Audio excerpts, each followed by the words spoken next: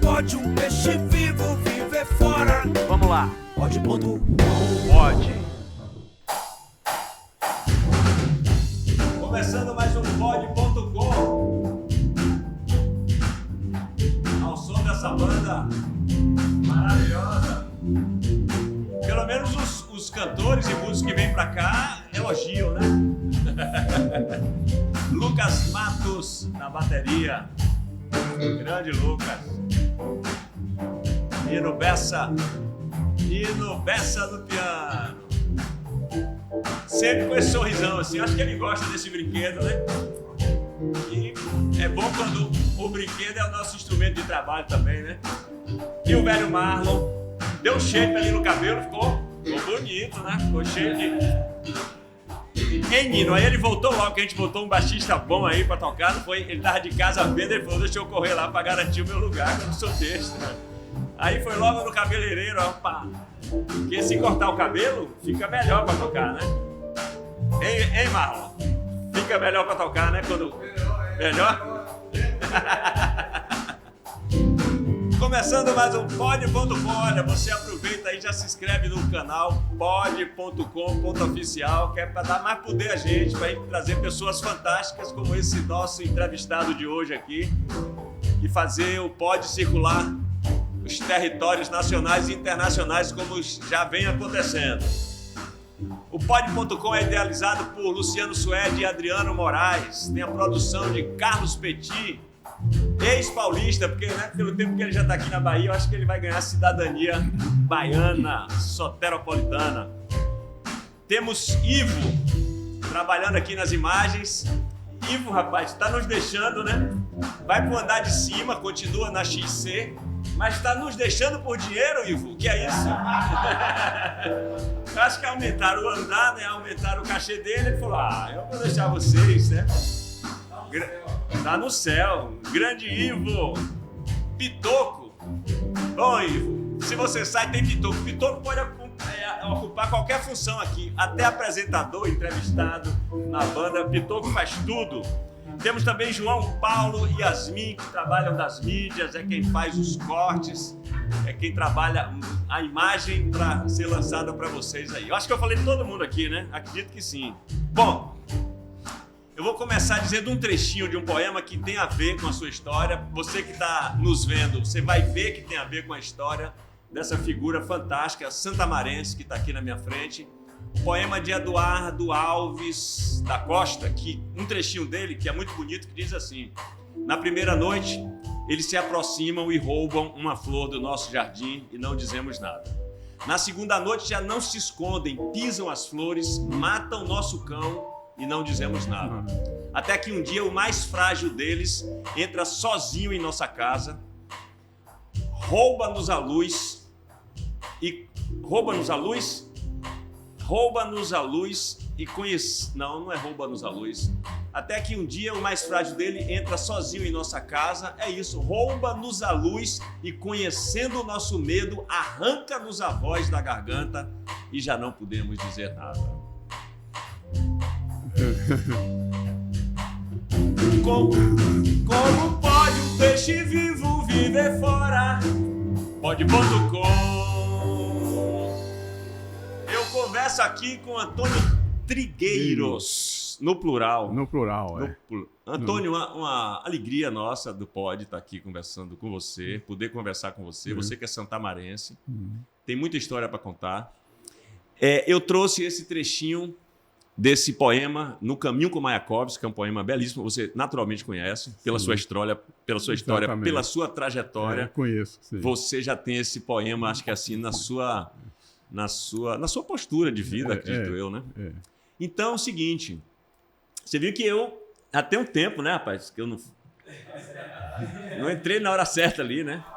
Aí, como eu tô falando de Santa Amaro, né? A gente, quer dizer, você é santamarense, Caetano tem um vídeo que ele fala que acho que em Santa Amaro, quando tinha programa de rádio que ele ia cantar, ele não acertava o tom. Então, ele foi na rádio, parece que cantar a primeira vez, aí ele fez tore, tore, toreiro. Ele procurou umas 3 vezes para achar o tom. Eu, pelo menos, procurei 2 para achar a hora de entrar aqui, na segunda eu já achei, né? Antônio, então, só tem uma pergunta aqui. né, no nosso roteiro. As demais vêm por essa primeira e a gente segura na mão de Deus e vai. Sim. Que é para você começar falando de você. Quem é você na sua origem? O que sua memória pode trazer aqui para a gente? Da sua infância, em Santa Amaro, acredito eu, né? Exatamente. Seus sim. pais, seus avós, seus amigos, vizinhos sim. daquela terra Sim. tão abençoada por Deus. Né? Exatamente. É. A minha origem é mais aqui em Salvador. Meu bisavô foi escravo. Foi trazido da África como escravo e foi aqui, sofreu todo o período da escravidão, né? Depois veio o meu avô, não é? E meu pai também, que era filho já do meu avô, não é? Negro, casou-se com a minha mãe, que era branca, de origem portuguesa. Daí Isso aqui em Salvador. Que vem Gomes, não é?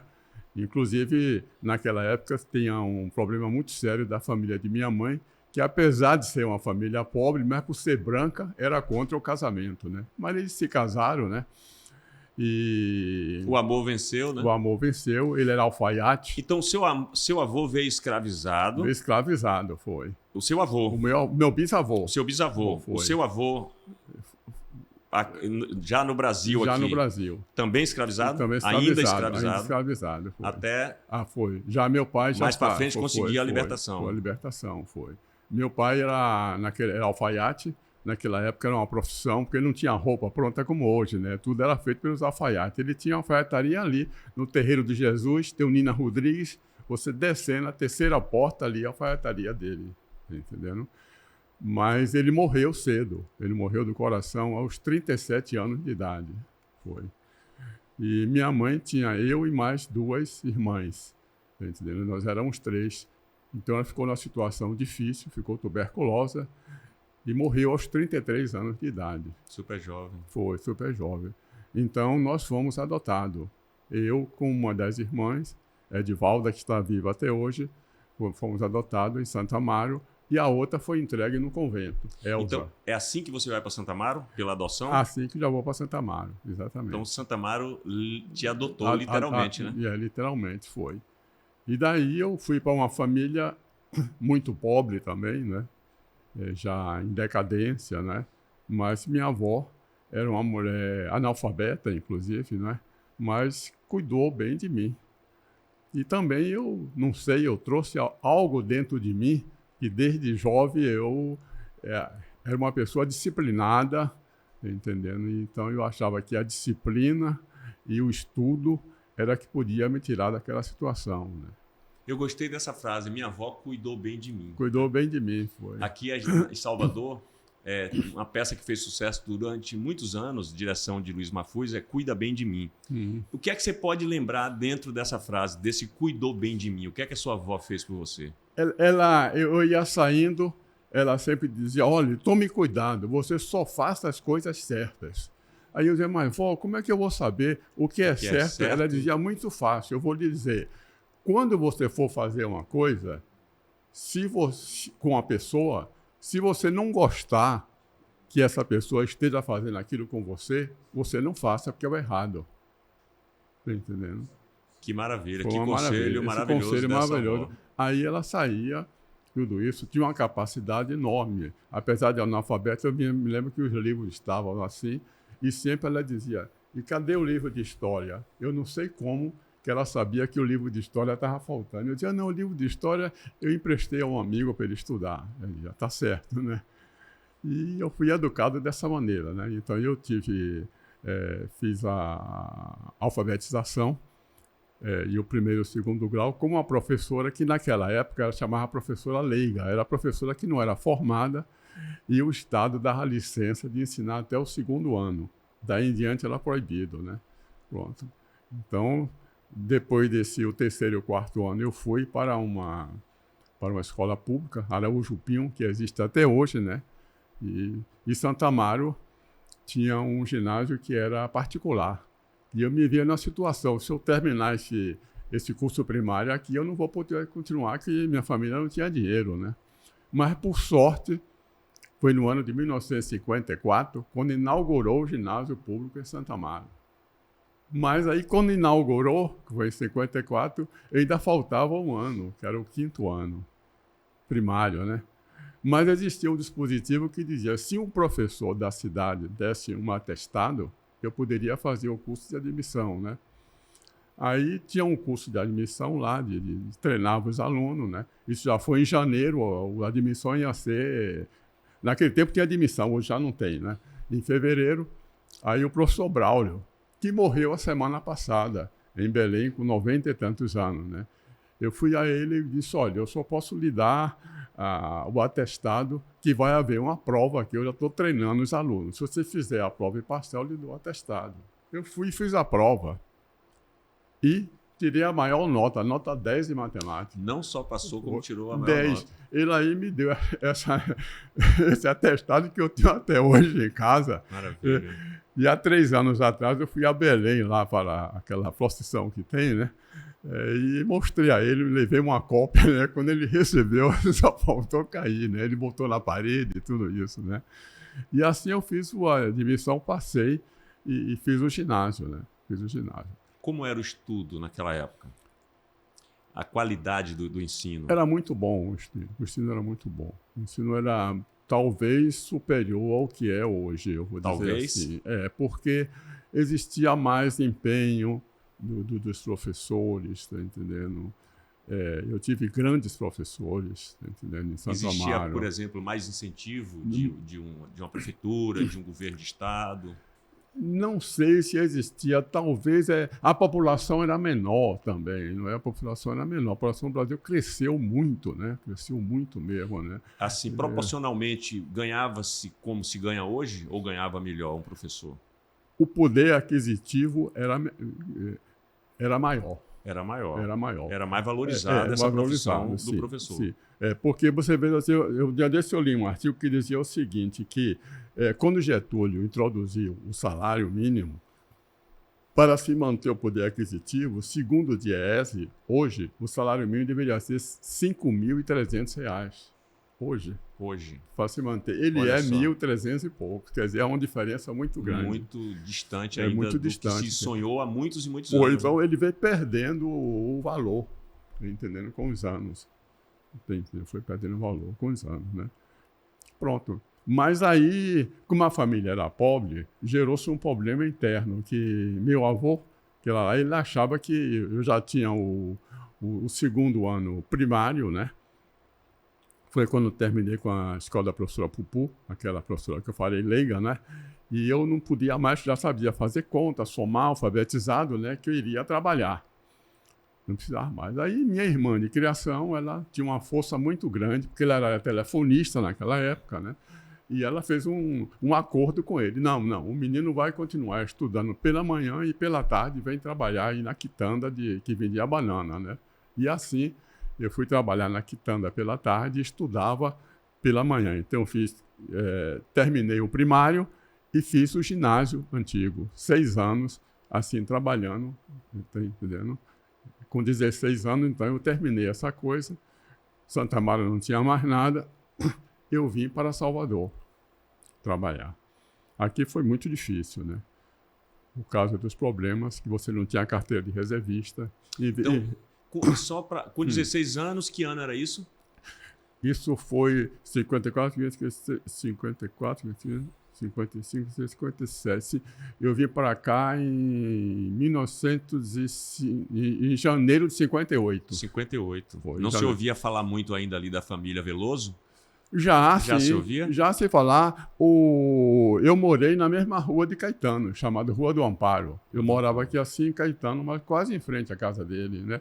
E Caetano estudou comigo no ginásio, na mesma sala. Inclusive, ele sentava atrás de mim, porque vinha Antônio, tinha 3 Antônio, tinha 2 Beneditos aqui. Era por ordem alfabética? Alfabética era. Era Antônio Mário, Antônio Pacheco e eu. e depois 2 Beneditos, e C, que era Caetano. Como eu era mais alto, ele era magrinho, eles ficavam sentados atrás de mim para ficar brincando. Ele sempre foi uma pessoa assim, alegre, brincalhão, né? Tudo isso, né?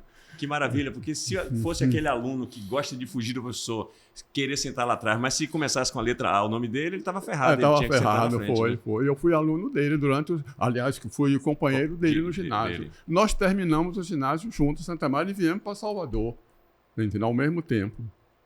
Eu, ele e outros também, entendendo? Também nesse grupo teve um rapaz que talvez vocês tenham visto falar de nome, porque foi um grande futebolista, Raimundo Mário. Raimundo Mário foi um jogador do Bahia, aqui uma época. Ele foi de Santa Mário. Teve outros, mas o mais conhecido era Caetano e Raimundo Mário. Betânia já era 2 anos mais jovem, né? Ela vinha mais atrás. Ele entrou no ginásio depois. Entendeu? Foi. Então a família você conhecia, você tinha acesso ali à mãe de Caetano, Dona Cano, Dona Cano, o pai, né? Rodrigo, Roberto. Que são 4. É Caetano, Rodrigo e Roberto. Depois tem Betânia e tem mais uma outra e tem uma Mabel e tem uma que é adotada, Nicinha. Que é adotada também. Uma família importante ali para aquela região, né? E tinha a Dona Cano e o marido dela, que era como se chama? O APT da cidade. APT é Agente Postal Telegráfico, que tem essa sigla que era o diretor dos Correios, né? Chama APT, né? APT. Era seu Zezinho Veloso, famoso, né? Uma figura fantástica. E Dona Cano, quando eu conheci assim de perto, é que eu vim entender melhor ainda os filhos. A gente conhecendo a árvore, a gente vai conhecer os frutos, né? Pela árvore exatamente. Também. Conhece-se a árvore pelos frutos e os frutos pela árvore, né? Uma espécie de uma incentivadora da cultura daquela região ali, né? Incentivou muito mesmo o coral da igreja, o movimento, a figura dela, tudo isso, uma pessoa fantástica em Santa Mário. Tanto é. Sim, aí você veio para Salvador com 16 anos? Eu completei 16 em dezembro, em janeiro eu estava aqui. E veio para estudar? Eu vim para trabalhar, estudar. Então eu me matriculei logo no Central, que fica até hoje ali em Nazaré. Você pegou então a fase brilhante do Colégio Central, né? Muito brilhante, talvez a melhor fase. Eu tive professor de Raimundo, professor Barreto, quer dizer, os melhores professores, tá entendendo? Naquela época, entendeu? À noite. E aí eu fui trabalhar na Sesmel, que ficava em Roma, que era uma empresa que fabricava os tanques para a Petrobras, para as refinarias, para colocar gasolina, esse negócio todo, né?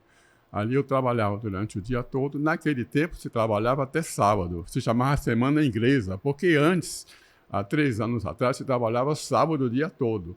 Já em 52 foi introduzida a Semana Inglesa, que você passava a trabalhar só sábado até o meio-dia. Então, eu trabalhei ali durante todo o período que eu fiz o chamado curso científico, 2º grau. Sim. Entendeu? Foi. Depois que eu terminei o 2º grau, eu fui a Santa Amaro, num dezembro, e aí o meu professor de matemática, o professor Mesquita, né, no ginásio de Santa Amaro, tinha sido um bom aluno de matemática.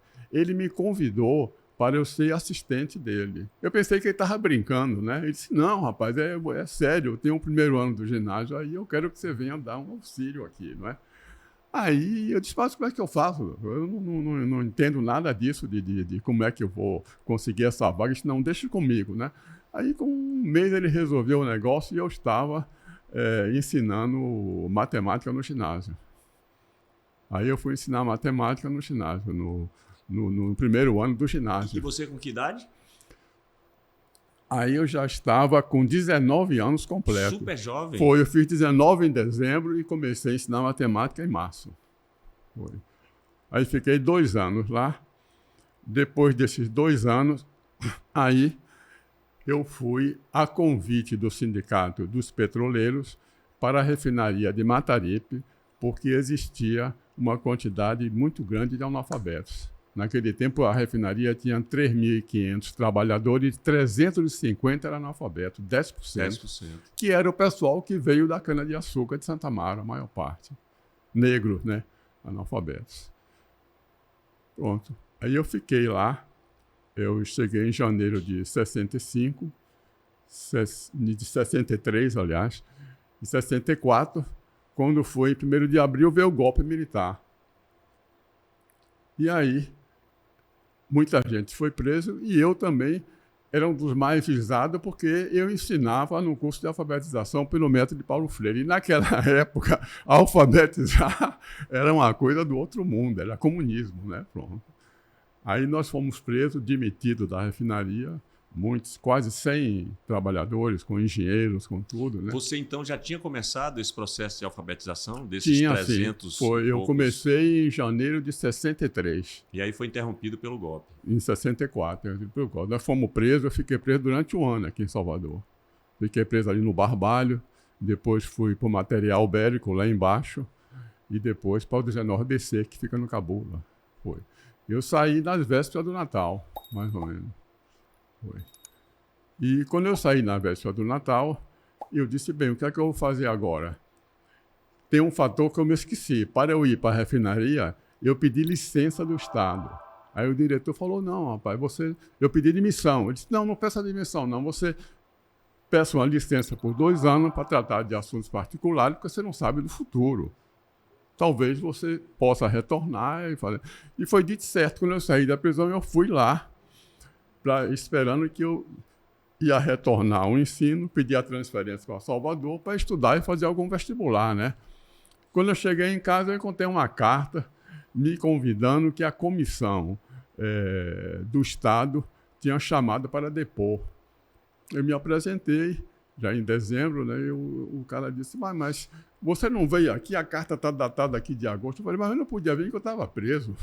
Como é que eu podia vir? Ele falou, olha, o problema é o seguinte, eu não tenho nada a ver com isso, me botaram aí para eu dirigir essa comissão, não pode se fazer nada, espere aí o futuro, né? Bom, tá aí, eu fui demitido da Petrobras e fui demitido do Estado ao mesmo tempo, com os 2 trabalhos, né? Fiquei a ver navios, né? Mas aí eu contactei um amigo e ele disse assim, rapaz, faço um vestibular. Como é que eu vou fazer vestibular, rapaz? Eu estou 4 anos afastado que terminei o científico, né? Aí eu meti as caras 2 meses no vestibular de geologia, naquele muito, e passei no vestibular, né? Ainda passei em primeiro lugar em matemática. Foi. Olha o que é que essa base de ensino que começa em Santa Amaro, como é importante para você. E como era o ensino naquela época, né? Foi, eu passei em matemática em primeiro, eu fiquei 1 ano aí. Mas a situação, passei para o 2º ano, a situação era muito difícil, né? Era muito difícil e eu tive uma oportunidade, aí eu fui embora para a Europa. Eu saí daqui em dezembro de 66. Fui para a Bulgária. Do ano que eu nasci. Foi, né? E fui para a Bulgária com a bolsa de estudo, né? E cheguei lá, eu mudei e fui estudar física, que é o que eu sempre pensava estudar, não podia estudar, porque na Bahia não tinha, só tinha em São Paulo, eu não tinha dinheiro para estudar em São Paulo, não tinha condições, né?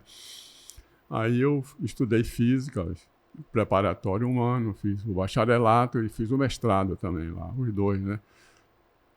Eu estava de volta para o Brasil em 72 já, quando eles reabriram, foi um ano que a ditadura estava mais sangrenta no Brasil, foi o período de Médici, Garrastazu Médici, né? Eles reabriram os processos para julgar os processos da Petrobras. E eu estava lá nesse processo, né? Eles julgaram e condenaram o pessoal a 6 meses. Mas não sei por que minha irmã, ou passaram a notícia errada para ela, ou ela errou, que ela me fez uma carta dizendo que houve o processo que eu fui condenado a 6 anos. Pronto. Aí eu disse, mas como é que eu vou voltar, rapaz? Tá entendendo? Aí eu reuni o pessoal lá, os amigos, mas rapaz, você não vai não, você é louco, rapaz. Você está condenado a 6 anos. Vamos supor que você não pegue os 6, só pegue 3. Você vai levar 3 anos na cadeia. Tudo isso, fique aqui, rapaz. Aí eu tive uma oportunidade e fui embora para a Suécia. Fiquei na Suécia, né? A minha entrada na Suécia é um fator interessante, né? Porque eu cheguei, naquele tempo, a travessia, não sei se você conhece ali, a Suécia e Dinamarca, Copenhague, né? Se atravessa de barco, né? Eu cheguei de trem, entendeu? Eu tinha ido para a Itália, fui para Copenhague, e quando eu cheguei lá, ia fazer a travessia, né? tá entendendo? Com as malas grandes, pesadas, né? Aí peguei as malas, chamei um táxi, coloquei e fui lá para o porto para fazer a travessia para a Suécia, né? Quando eu estou lá, rapaz, assim, cansado, a noite inteira que eu viajei de Milão para Copenhague, né? Em pé, não é? Trem cheio, assim, né? Aí eu estou vendo a polícia.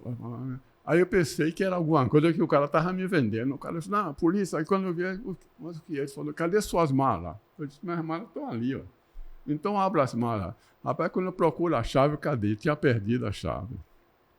Aí, polícia tem seu recurso. Ele meteu o negócio, abriu. Rapaz, só tinha livros, que eu estava levando livro para todo lado, ó. E naquele tempo era o tempo dos hippies, rapaz. Os hippies caíram em cima da polícia, rapaz. A polícia foi embora. Aí os hippies pegaram, botaram os livros dentro das malas, pegaram os negócios, amarraram tudo, eu agradeci, aí fiz a travessia, né? Você foi salvo pelos hippies. Fui salvo pelos hippies. E é interessante você falar essa coisa da educação, né? Aqui em Santo Amaro, perseguido porque era tido como comunista, porque ligado à educação. E aí mostra também o poder da educação, né? O poder dos livros, o poder da leitura. Porque quando um governo pretende dar um golpe, ele vai logo aonde exatamente. O povo pode ter alguma luz, alguma consciência. Alguma consciência. A respeito do que é o próprio governo ditador, né? Exatamente. E aí eu cheguei na Suécia, pronto, contactei lá, tinha um brasileiro, tinha um sueco, contando a história, e o sueco me disse, olha, rapaz, espera aí, tem uma saída para seu caso, né? Você vai ficar aqui. Cadê esse passaporte? O passaporte está aqui, então me dê esse passaporte aí, me deu. Então não tem passaporte mais. Pronto. Aí nós vamos à polícia amanhã, nós fomos à polícia sueca, contamos o caso, aí a polícia sueca disse que ia contactar a polícia dinamarquesa para saber. Ela contactou a polícia dinamarquesa e eles disseram, não, houve esse caso, nós pegamos, eles abriram a mala, mas o passaporte a gente não sabe. Aí ficou, eu não sabia e a polícia não sabia. Então eu tive que ficar na Suécia. Não teve opção, né? Foi uma opção. Aí eu recebi asilo para ficar na Suécia e já na outra semana eu estava estudando sueco, né? Pronto, estudei sueco, fiquei na Suécia, trabalhei. Depois, era um tempo da ditadura aqui muito difícil, né? A gente tinha havido o golpe no Chile, né? A Suécia estava cheia de exilados, principalmente chilenos, né? Que tinham saído, né? Fugido. Aliás, toda a América Latina estava cheia de ditadura. Tinha na Argentina, tinha no Brasil, tinha no Uruguai, né? Então lá estava cheio de exilados, né? A gente fez um trabalho muito bom de combate a essas ditaduras, né? Acho que Juca Ferreira foi exilado na Suécia, né? Acho que na Suécia. E Juca Ferreira teve um período na Suécia. Na Suécia. É que eu fiquei em Lund, no sul, ele ficou em Estocolmo. Como também Gabeira. Fernando Gabeira ficou em Estocolmo. Fernando Gabeira, inclusive, trabalhou na Rádio Suécia. Porque tinha um programa em português. É até um fato interessante. Esse programa era semanalmente em português da Rádio Suécia para o Brasil. Aí o governo brasileiro foi atrás se queixar para acabar com esse programa. Aí o governo sueco teve que acabar. Mas teve uma saída. É que, segundo as leis suecas, tudo que publicasse na imprensa sueca, o programa podia reproduzir, porque ele não estava criando. Foi a imprensa sueca que publicou. Aí nós descobrimos uma equipe de jornalistas, tá entendendo? Aonde a gente dava as notícias, eles publicavam nos jornais suecos. Em português? Não, em sueco. Em sueco. E a rádio, o cara da rádio, o Gabeira, traduzia para o português e mandava para o Brasil. Que maravilha. Foi. Achou uma solução. Aí achou a solução. E quando o governo brasileiro disse, não, a gente não pode fazer nada, porque segundo a Constituição sueca, ele está publicando notícia dos jornais suecos. Vocês têm que ir atrás dos jornais suecos, não é atrás do governo sueco, né? Pronto. Que maravilha. Ficou uma saída. Assim, muita coisa acontecia durante a ditadura, assim, tinha que conseguir uma saída para poder se expressar, para poder dizer coisas que não podiam ser ditas claramente. Né? A gente se reunia, existia o perigo, inclusive durante um período para poder você viajar sem perigo de ser raptado, porque as embaixadas e a ditadura estava espalhada por toda a Europa. Inclusive o famoso Fleury, ele fazia visita à Europa, tudo isso, né? E então, até eu obtive a cidadania sueca. Tanto que eu tenho a cidadania sueca também. Eu tenho as duas, a brasileira e a sueca. Uma não elimina a outra, né? E você viveu quantos anos lá? Eu vivi na Suécia 15 anos. E como era para você viver lá, né? Sabendo que existia uma ditadura aqui, como era que era essa sua comunicação com amigos, com parentes aqui? Muito difícil. A gente evitava para não complicar a vida das pessoas. Eu que estou com a perna aqui. Para não complicar a vida das pessoas, né? Escrevia para aqueles amigos mais disfarçados, para minha irmã, tudo isso, né? Mas evitava mais contato porque eu estava lá, eu podia estar prejudicando as pessoas que estavam aqui. Ainda tinha né? esse detalhe. Tinha esse detalhe, então evitava o máximo possível, né? Mas lá nós fizemos um bom trabalho, que a gente tinha um comitê brasileiro, a gente publicava jornais em sueco, né? Fazia festas, angariava dinheiro, procurava ajudar pessoas aqui no Brasil, tudo isso, né? E com motivo de segurança, alguns, como eu, obteve a cidadania sueca, porque eu viajando na Europa estava com passaporte sueco. Qualquer coisa teria que me devolver para a Suécia e não para o Brasil. Foi. E a saudade do Brasil? Ah, rapaz, a saudade é grande, mas com o tempo... O pior de lá é que tinha na Suécia também uns exilados da Espanha, da Guerra Civil Espanhola, de 30 e tantos, né? E a gente pensava, aí, rapaz, será que vai acontecer com a gente o mesmo que aconteceu com os espanhóis, não é? Acontecer, você fala com a gente, com o Brasil, né? Com o Brasil. O que aconteceu, ia demorar tanto tempo, porque tinha... espanhol que já tinha nascido na Suécia. Os pais eram exilados e eles já tinham nascido na Suécia e não conheciam a Espanha. Por causa do tempo que Por durou, do tempo, né? Aquela guerra civil. A guerra civil. Então, até que veio a anistia. Foi em 79. 79 foi a anistia. Em setembro de 79 foi. E aí todo mundo se preparou, retornou, tudo isso, né? E, então, eu já tinha defendido o doutoramento, né? Em física atômica, né? E eu estava casado também, já tinha 2 filhos, tá entendendo? Foi. Eu vim para trabalhar na Unicamp em São Paulo, foi. Na Unicamp eu fiquei lá mais ou menos 13 anos, foi, trabalhando. Ensinando física? No Instituto de Física, foi. Ensino e pesquisa, né? Isso, E aí... Como era esse Brasil que você encontrou depois? O que é que tinha de diferente de quando você saiu para quando você retornou? Muito diferente. A população aumentou muito, apesar de que você apresentava em alguns setores, vamos dizer assim, uma modernização, né? Principalmente em supermercado, indústria de carro, essas coisas, mas a miséria era maior. Você sentia, né? Pelo aumento da população também. O aumento da população e esse aumento que teve ficou fora do poder de compra, né? Então já se sentia desde aquela época, né? Na minha época você não falava em roubo, o crime era pouco, esse negócio, né? E quando eu voltei já começava a ter crimes, esse negócio, assalto, essa coisa toda, né? E olha que eu morei numa cidade como Campinas, que é uma cidade altamente desenvolvida. É a primeira cidade de São Paulo depois da capital, né? E é a terceira praça bancária do Brasil é Campinas. É São Paulo, Rio, Campinas. Então, né? Imagine as outras cidades que não tinham uma estrutura tão organizada quanto Campinas. Como Campinas. Campinas tinha a maior universidade do Brasil. Naquela época, disputava com a USP, né? Era Campinas. E já tinha uma tradição da escola da Universidade Católica, né? Que era forte lá em Campinas também, né?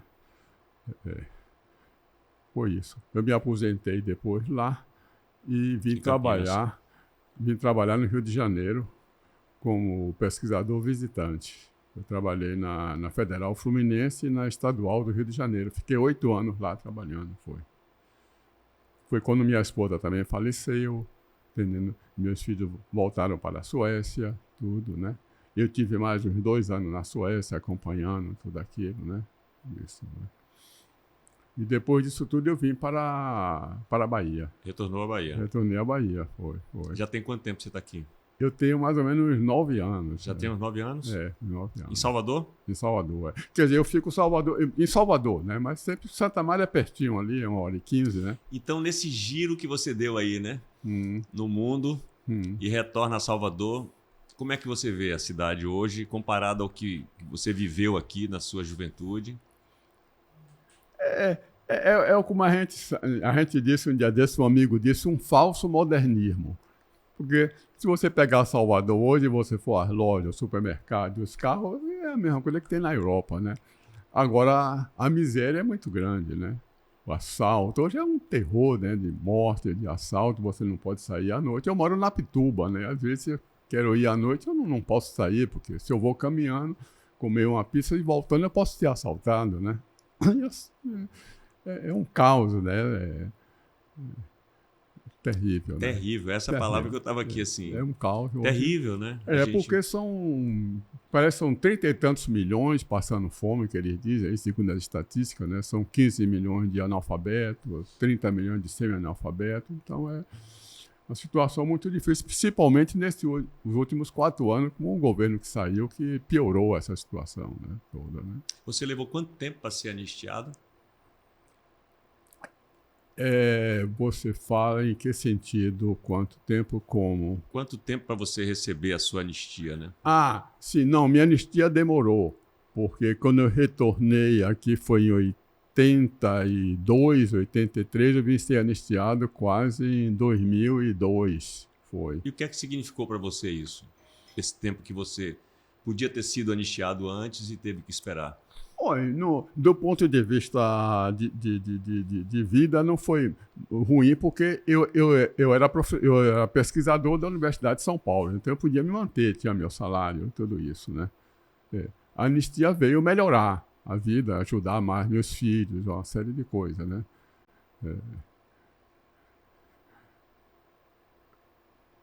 Mas no que diz respeito assim, ao seu sentimento mesmo de um cidadão brasileiro, não, ter que sair do Brasil, a anistia, não por sua vontade própria. Né? A anistia foi interessante, porque eu não penso em mim, eu penso nos companheiros, muitos aqui que não tiveram a oportunidade que eu tive.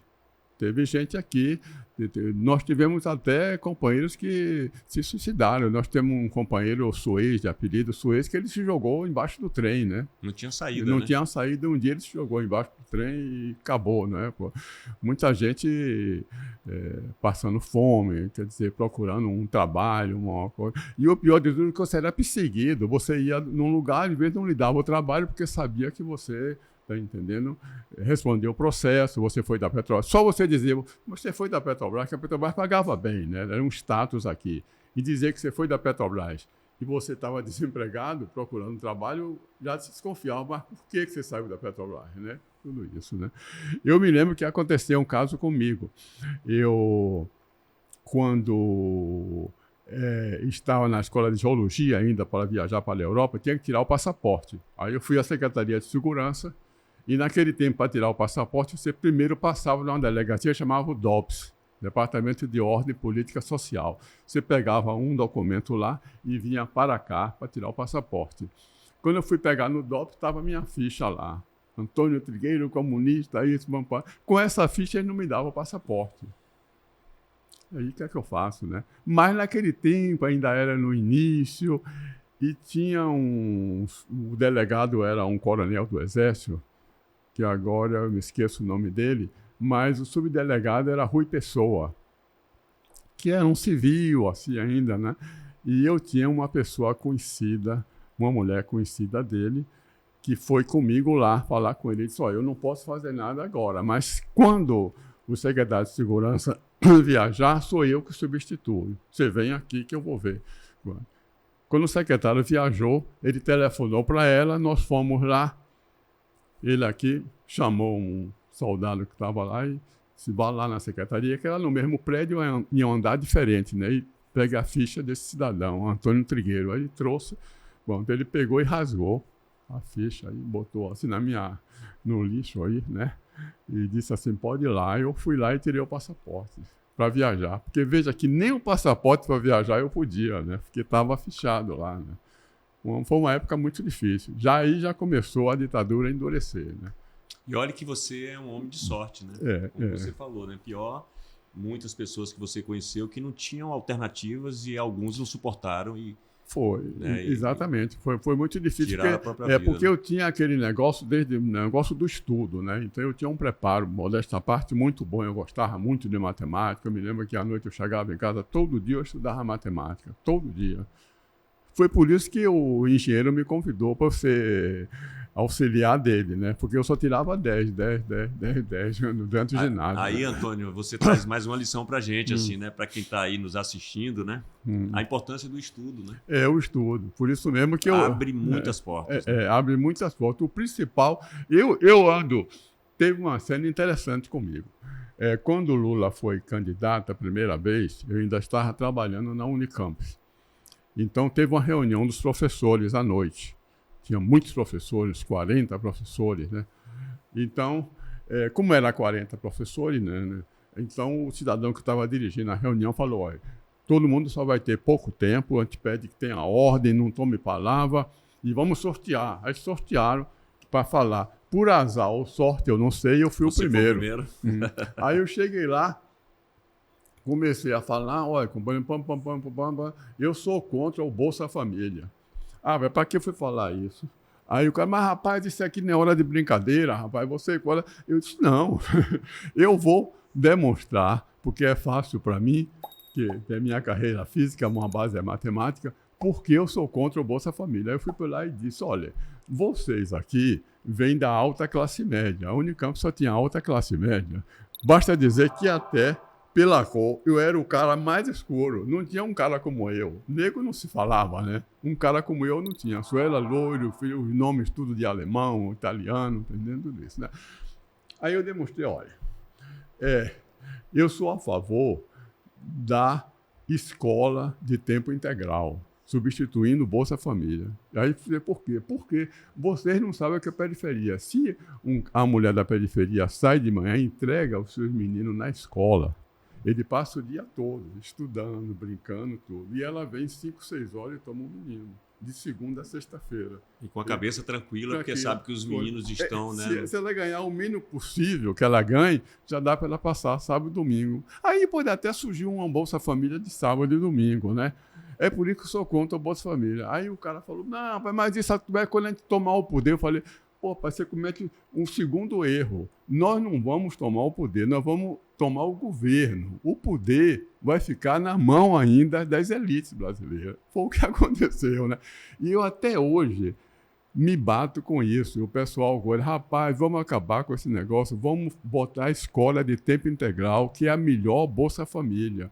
Porque quando a Europa saiu da crise durante a Segunda Guerra, a primeira coisa que os governos europeus fizeram foi isso, a escola de tempo integral.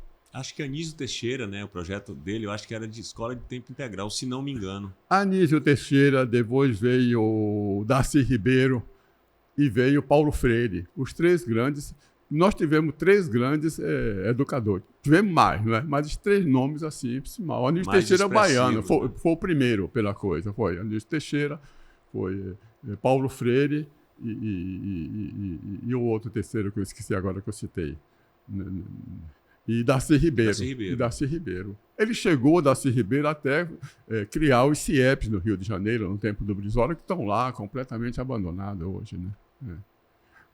Porque isso soluciona o problema. Você acaba a coisa, você diminui a violência. É isso. Mas, infelizmente, ainda não conseguimos convencer os nossos políticos que essa é a melhor Bolsa Família, né? E, assim, é uma coisa tão óbvia, né? Então, a Europa fez isso. Porra. A Finlândia foi o país que mais demorou na Europa. Mas, quando ela fez de uma maneira que superou todos os demais países da Europa. Porque ela deu um status ao professor. Além da Bolsa Família, ela deu um status à profissão de professor. Que os demais países não têm um status como tem na Finlândia, né? E aí, você falou que quando você retorna, que você vê assim, um país tecnologicamente, né, até mais avançado, mas com tanta miséria, se atribui a isso, certamente, né, Antônio? Você, né, claro. A base para se construir uma sociedade melhor É educação. Educação e cultura, né? É educação e cultura. Isso é o fundamental. Sem isso, você não...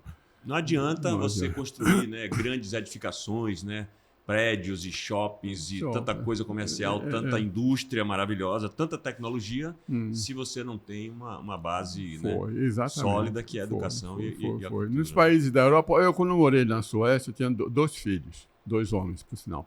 Eu saía de manhã, eles iam para a escola. Vinha 5, 6 horas. Eu nunca comprei um livro. Nunca comprei um caderno nem um lápis, porque era tudo a escola que dava. Eles iam, almoçavam, jantavam, faziam tomar café, esporte, tudo assim, né? Completamente isso. Como é que você sobreviveu na pandemia? Na pandemia eu fiquei triste, né? Eu fiquei em casa, entendendo? Terrível, né? Eu tinha um plano até de preparar um curso de matemática para um instituto, Esteve Biko. Esteve Biko é um instituto que fica ali no centro da cidade, tem aquela igreja grande, agora eu esqueço o nome, quando você desce ali o Pelourinho, A né? Praça da Sé, quando desce a Avenida 7?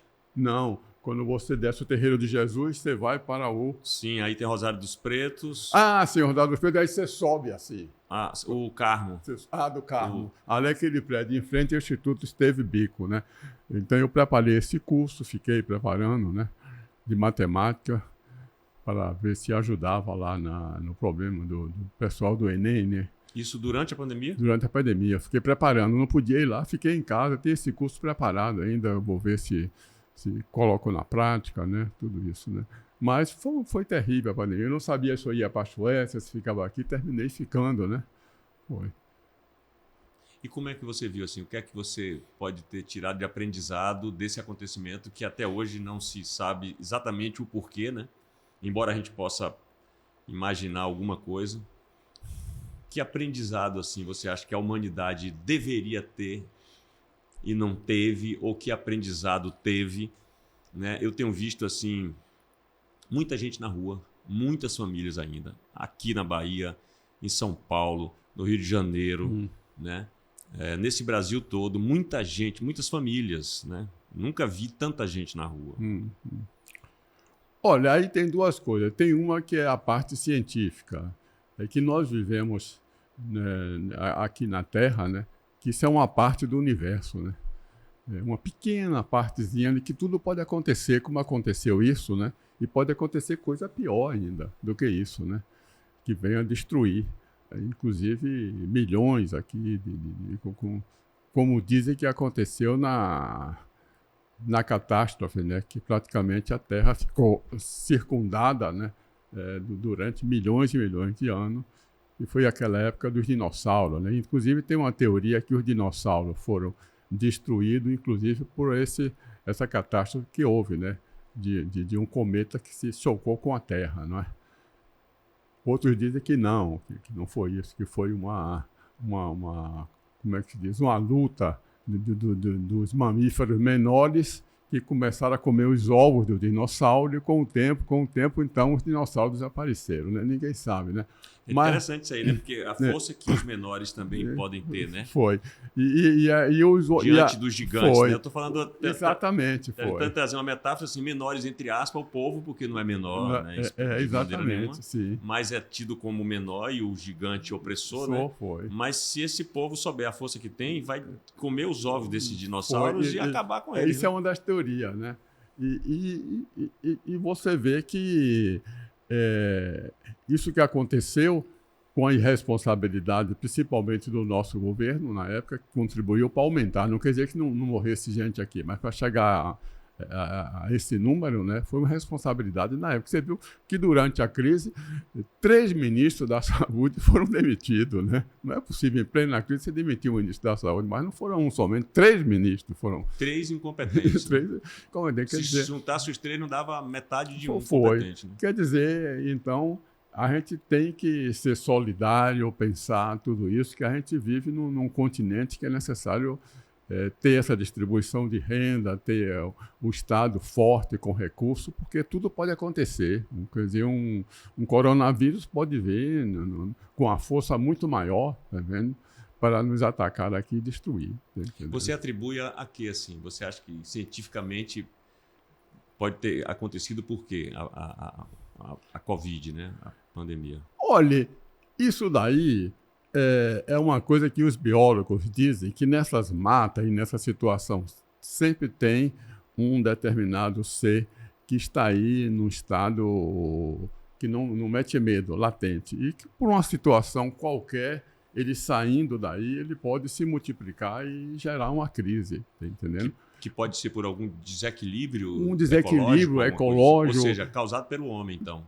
Pode ser causada pelo homem ou causada também por circunstância da Terra, porque a Terra está circundada por uma série de outras coisas, né? Pode ser uma partícula que veio de fora e chocou aí com um determinado local, tudo isso aí. E você acredita que assim, a mão humana, né, do jeito que ela maltrata o planeta, a natureza, pode também gerar alguma coisa nesse Pode sentido? sim, você vê o problema que nós temos com o Amazonas, aí, que o pessoal está lutando, tem tempo ainda, né, mas o que se destruiu, né, tudo isso, de uma maneira irresponsável, né, porque o Brasil é muito grande, você não precisa ir lá destruir o Amazonas para você criar gado. Tem tantos lugares para você criar gado. Se você sair daqui e você viajar até Feira de Santana, você vê tantas terras abandonadas, você vai destruir a Amazonas, tá entendendo? Quer dizer, é um absurdo, né?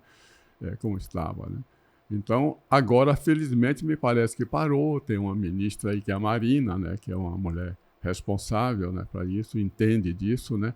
E tem também o apoio internacional também, a gritaria, né? Tudo isso que a Amazônia representa, não é um negócio só para o Brasil, representa para a humanidade toda, para a Terra. E assim também, né, Antônio, um governo que tem um pensamento, né, no mínimo, mais consciente da importância, da importância, né, do meio ambiente. Porque na Terra a gente não adianta pensar que a Amazônia é nossa, a gente não quer, não se meta não, que é nossa. Não, a Amazônia é nossa, mas ela faz parte de todo, não é? Da Terra, que é um negócio de toda a humanidade. Exatamente. Né? É um bem da humanidade. Da humanidade. E é uma parte, assim, bem expressiva expressiva dentro desse continente. Né? Você tem uma floresta, você tem mais de 2 milhões, porra. Quer dizer, a Amazônia só, o maior estado país da Europa é a França, que tem 500 e poucos, é um pouquinho maior do que a Bahia. A Amazonas é 4 França. Entendeu? Quer dizer, não é? Com um tesouro imensurável ali, né? Que é a natureza. Não precisa você destruir, que a Amazônia pode dar lucro, turismo, frutas, entende? Tudo isso sem destruir. Viva, né? Viva, ela é mais lucrativa do que ela destruída. Do que destruída. Né? O que ela pode dar de fruta, de turismo, você conhecer a Amazônia é um negócio lindo. Rapaz. Eu falo lucrativa, assim, mas também sabendo assim, que o grande lucro, entre aspas, é ela viva e a gente poder respirar, a gente poder, né, exatamente, ter uma natureza em abundância. Né? Né? E o que ela pode dar da beleza também. Qual é o cidadão de fora que não quer conhecer a Amazônia? Né? Como a gente quer conhecer Paris, não é tudo isso pensa? Perfeito. Também o pessoal de fora quer conhecer a Amazônia. Respirar aquela beleza exuberante ali. Que realmente que a fauna e a flora. Eu tive numa parte que é em Belém, pô, é lindo aquela coisa, muito bonito, né? Esse Brasil, né? Muito bonito. É muito né? bonito. Esse lado do norte aí tem uma, né? Muito tudo, bonito. né? Tudo. A Bahia, né? A Bahia é de uma beleza. A Bahia também, de a quantidade exuberante, a quantidade de peixes, de frutas, de coisa, rapaz.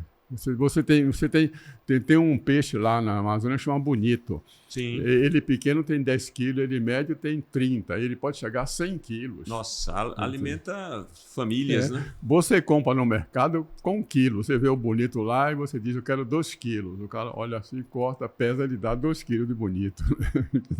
Isso peixe de água doce. De água doce, porque é do a gente Amazonas. tem o Bonito também do mar, né? Eu já vi puxada de rede aqui em Amaralina, que os caras pegaram algumas vezes cardume de bonito. Eu não sabia. E eu não sabia que o nome era bonito. Eu falei, o nome é esse porque o peixe é bonito, né?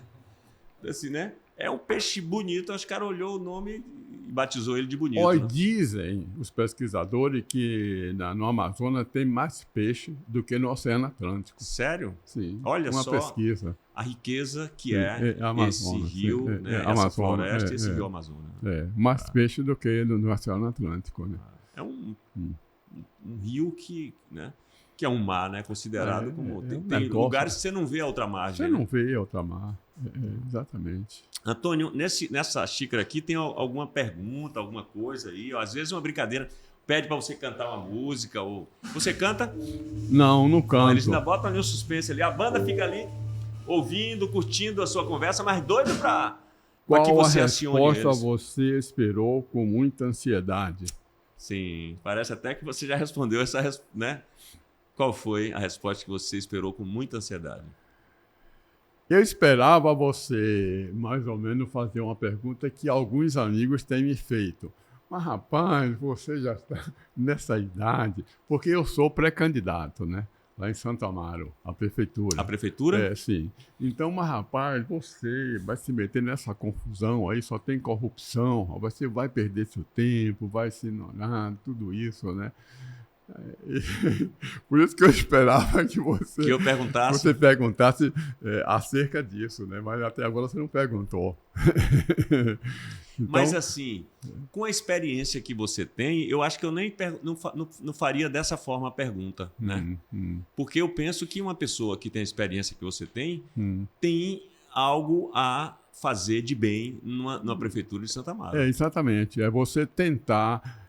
Santo Amaro... E aí eu vou te perguntar a sua idade. Eu tenho 81. Jovem. A idade de Caetano, né? Assim... Não, eu sou...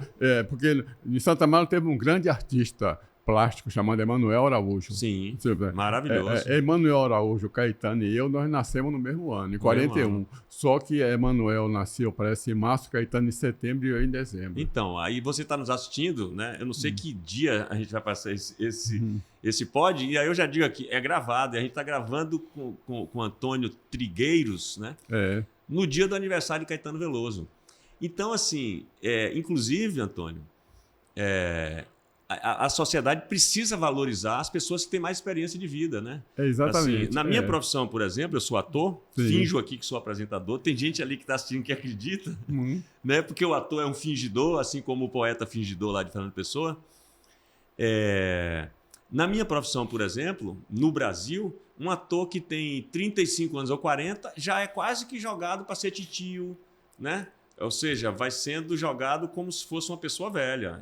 Que dirá uma pessoa que faz 50, 60, e na verdade a gente sabe que não é bem assim, né? Mas tem grandes nomes, principalmente nas novelas de idade. Tem. Inclusive um que morreu este ano, eu me esqueço o nome dele, da Globo. Eu não... Também não estou lembrado agora, porque também são... Ele morreu este ano, um alto, assim, forte. Ele morreu, era um grande ator, realmente, de televisão, né? Como também nós tivemos um autor, um grande ator de televisão, ele morreu há anos atrás. Ele até ele criou aquela música Amélia. Amélia, não tem mulher...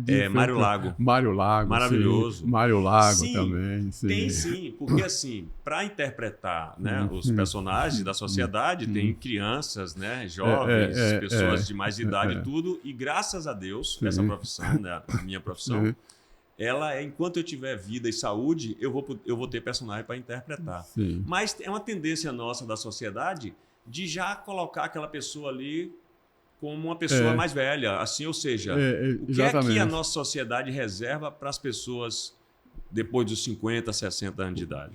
Mas acontece que mudou muito. Melhorou, você acha? Sim, melhorou muito, porque antigamente a média de idade, uma pessoa com 50, 60 anos era velho. Aposentado e a média de idade para morrer Hoje em dia nós já está se vivendo mais. Sim, né? Mas vive-se mais com mais qualidade de vida social, por exemplo? Você acha que a sociedade melhorou, valoriza mais uma pessoa de idade do que em outras épocas? Aqui no Brasil, não. Porque no Brasil ainda nós precisamos de tudo, né? Mas na Europa, por exemplo, você vê que a idade de aposentadoria na Suécia é 65 anos para mulher e homem. Mas agora eles introduziram o seguinte: se você trabalhar mais 2 anos, quem quiser, aí melhora a pensão. Então, tem muitos setores, como universidade, pesquisa, que o pessoal está trabalhando mais de 2 anos para melhorar a pensão, ter uma pensão melhor. Né? 63 que aposenta? 65. Então vai para 67 e aí 67, tem uma aposentadoria melhor. Melhor, mas o padrão, na Suécia se vive 83, em média, 84 anos, tá entendendo? É isso, se vive muito, né? Sim, aí você pretende candidatura em Santa Amaro? Nós estamos entendendo, uma pré-candidatura, né? A prefeito da cidade, que a eleição é no próximo ano, em outubro do próximo ano. Sim, e aí você esperava uma pergunta de o que Por quê, né? O que é que te encoraja a entrar num meio tão... Olha, me encoraja pelo seguinte, porque eu sempre... Você pode morar em outro local, mas você sempre quer visitar o local que você nasceu, Sim. tudo isso. Então, se eu voltasse a Santa Amaro, tivesse tudo tranquilo, mas quando eu chego lá, eu encontro a cidade completamente arrebentada, tudo acabado.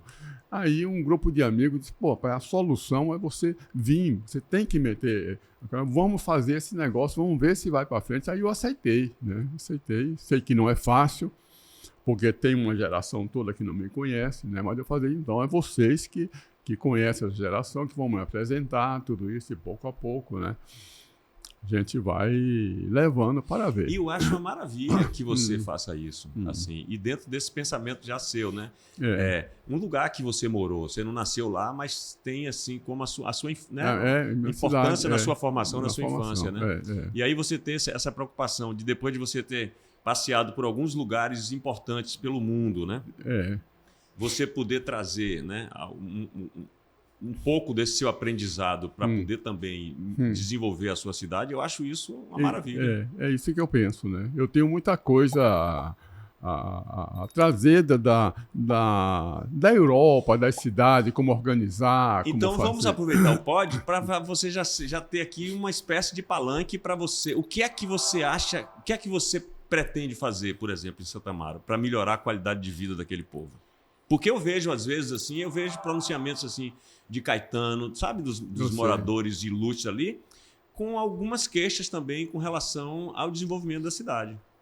Né? Assim como vejo postagens também de pessoas né, comuns da cidade, de lá, se queixando de alguma coisa. Como existe em toda a cidade. Não estou falando especificamente... Não, mas Santa Amaro entrou numa decadência pelo seguinte. Santa Amaro era o grande produtor de açúcar.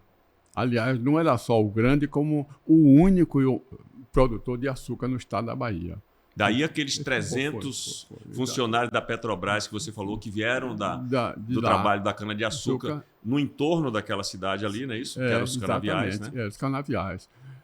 Mas essa cana-de-açúcar fracassou, ela foi embora para São Paulo por uma série de fatores mais tecnológicos, né?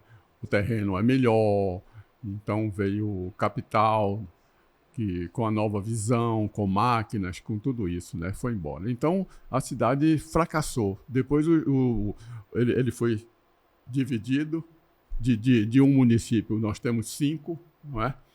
E você ficou sem renda, não é? na cidade, né? Então, veio um fracasso total. Depois, aí começou a aparecer aqueles sabidinhos que se aproveita da administração para poder ganhar dinheiro, ficar rico, tudo isso. O elemento que tem mais força em Santa Amaro hoje, ele levou 6 meses na prisão por corrupção e está condenado a devolver 25 milhões. Mas até hoje ainda é o elemento mais forte na cidade. Então, Antônio, aí você traz uma questão que eu acho assim, importante, porque a gente tem uma cultura no Brasil, infelizmente, de pessoas que são comprovadamente, né, corruptas, que voltam a se candidatar e muitas vezes ganham. Né? Exatamente. E isso é terrível, né? Isso é terrível. É assim, como se isso suja um pouco a política, né? Porque existem políticos que têm um bom propósito, que são honestos, que pretendem fazer um trabalho bom e acabam se sujando por conta da impunidade. Da impunidade, né?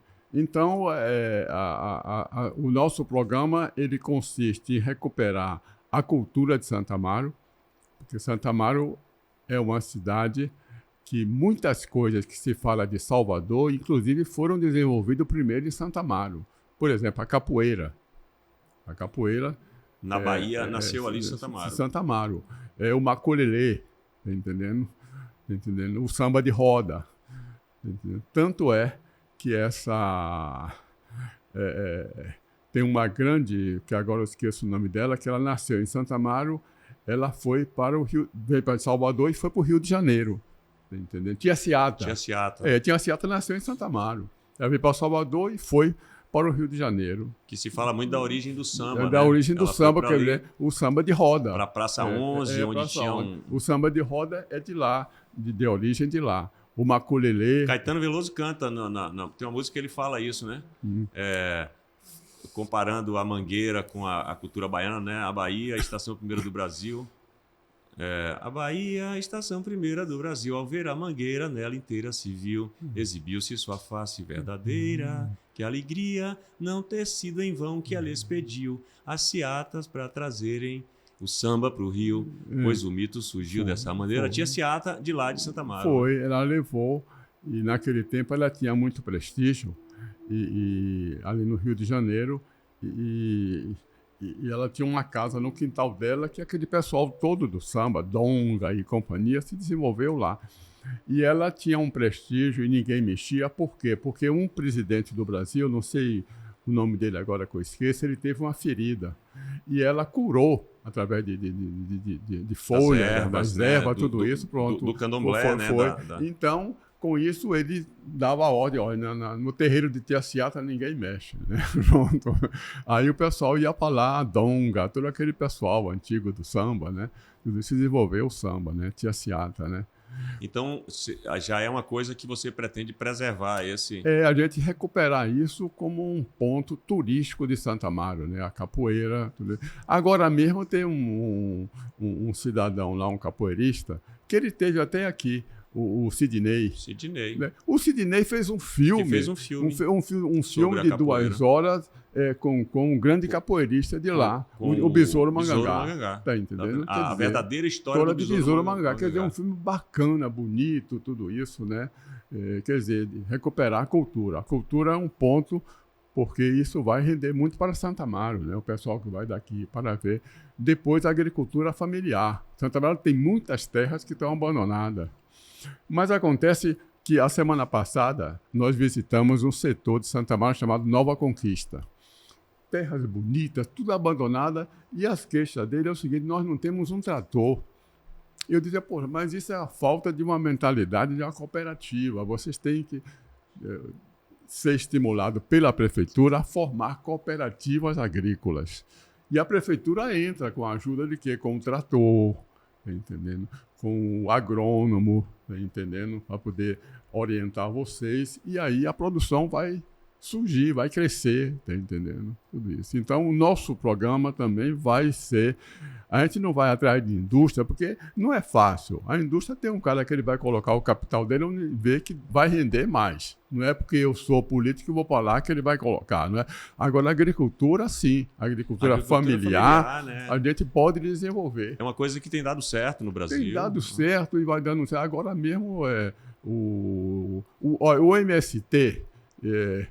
Eu estive no Rio Grande do Sul. Eles têm uma plantação de arroz orgânico. Eles são o maior produtor de arroz orgânico do Brasil. Eu sei disso, é maravilhoso. Sim. Assim, um grupo de pessoas que não se... Assim, ainda não tem o reconhecimento merecido, né? Pensavam que eram pessoas que estavam invadindo terras, né? E não é fácil, não. É para produzir onde não se produz. E aí eu vi um negócio que eles têm creche, tem escola, Fundamental 1, Fundamental 2, tudo aquilo. E você o maior produto. Inclusive, eu soube que já tem até um posto aqui em Salvador, distribuição de arroz orgânico do MST. Eu acho maravilhoso essa ideia, Antônio, porque assim, já passou o tempo daquela região de Santa Amaro ter produção em grande escala, né? A monocultura da cana-de-açúcar, que a gente sabe que não é a grande saída, né? A monocultura. Não. E a agricultura familiar não, ela vem de um sistema de agrofloresta, né? Onde se planta de tudo em pequenos espaços, né? Nós temos aipim, nós temos batata doce, feijão. O alimento básico, né, da cesta o alimento básica, básico, né, tudo do povo. Né? Exatamente. E nós pretendemos fazer isso de uma maneira mais científica, com agrônomo, com estímulo à cooperativa, se formar uma cooperativa, com trator. Dando tudo suporte isso. para famílias, porque pelo Para a próprio nome, né? família. Agricultura familiar, né? Você pode ter crianças, né?